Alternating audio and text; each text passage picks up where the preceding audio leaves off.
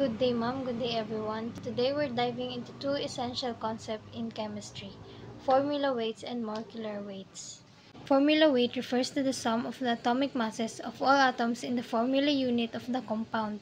It is commonly used for ionic compounds which do not exist as a discrete molecules. For example, let's calculate the formula weight of sodium and chlorine, or NaCl. The atomic mass of sodium is 22.99. Just add them together so you get the formula weight of sodium and chlorine is 58.44.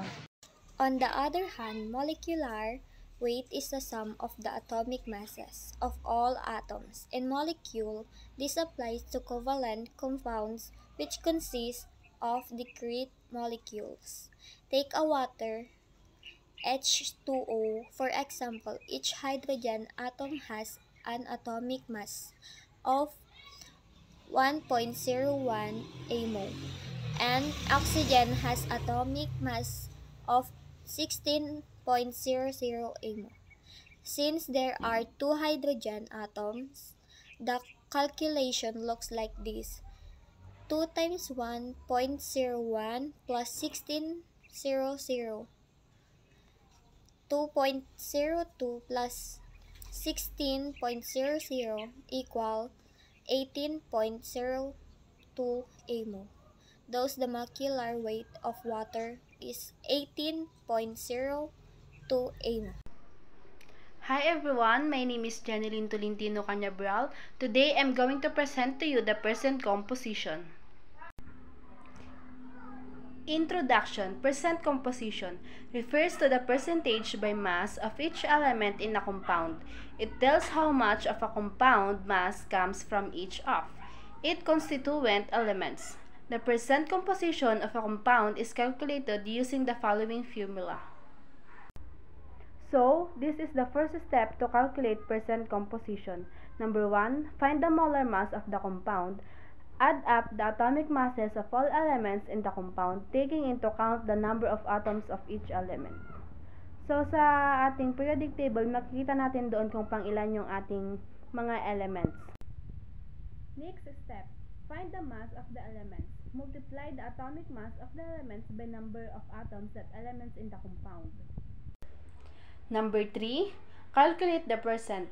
Divide the mass of the elements by the total molar mass of the compound and multiply by 100 to get the percentage.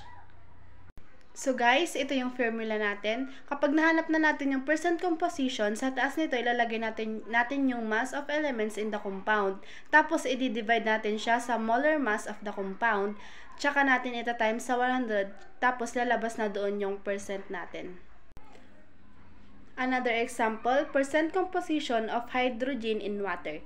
So, 2 times 1.008 divided by 18.016 times 100 equals to 11.2%. Percent composition of oxygen in water. 16.00 divided by 18.016 times 100, tapos lalabas na doon yung 88.8%.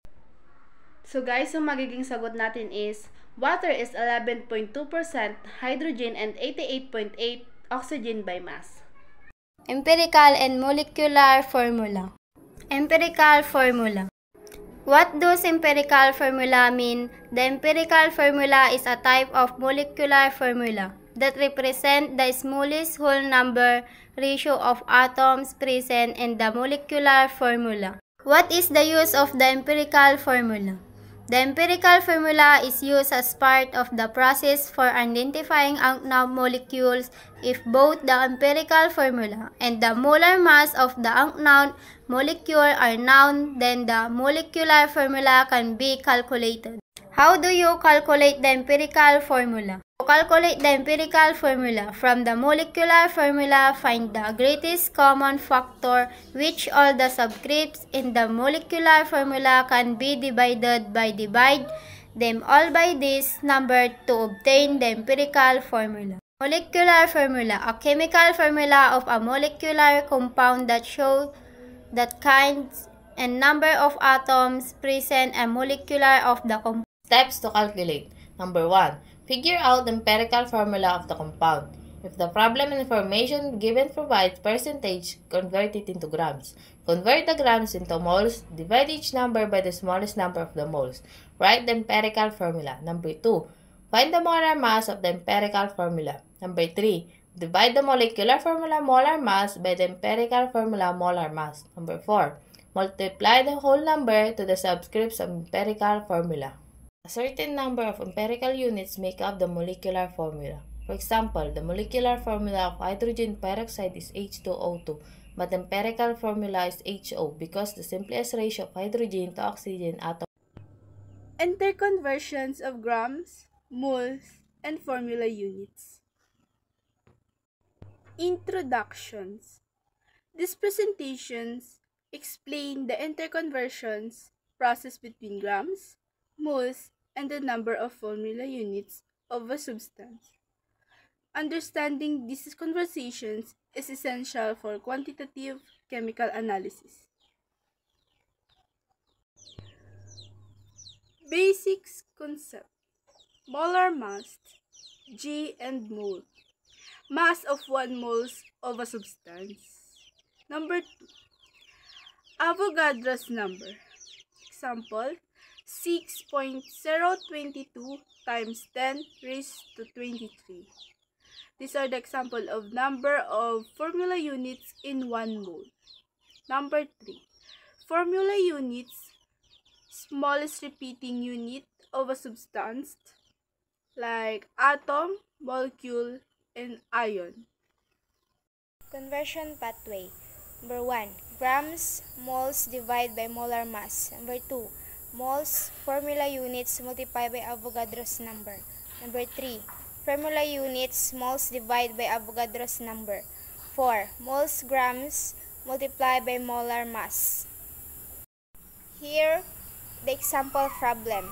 Question: how many formula units are present in 5 grams or NaCl? The molar mass of NaCl is approximately 58.44 g mole. This means that 1 mole of NaCl weighs 58.44 grams. We have 5 grams of NaCl. To convert these 2 moles, we divide the mass by the molar mass. Avogadro's number, 6.022 times 1023. Tell us the number of formula units or molecules in 1 mole of substance. To find the number of formula units in 0.0856 moles of NaCl, we multiply the number of moles by Avogadro's number. So the final answer is 5.15 times 1022 units. Summary. Number 1. Grams, moles, and formula units are interrelated by molar mass and Avogadro's number. Number 2. Accurate conversion are crucial for chemical calculation. Number 3. Practice with real-world example to strengthen understanding.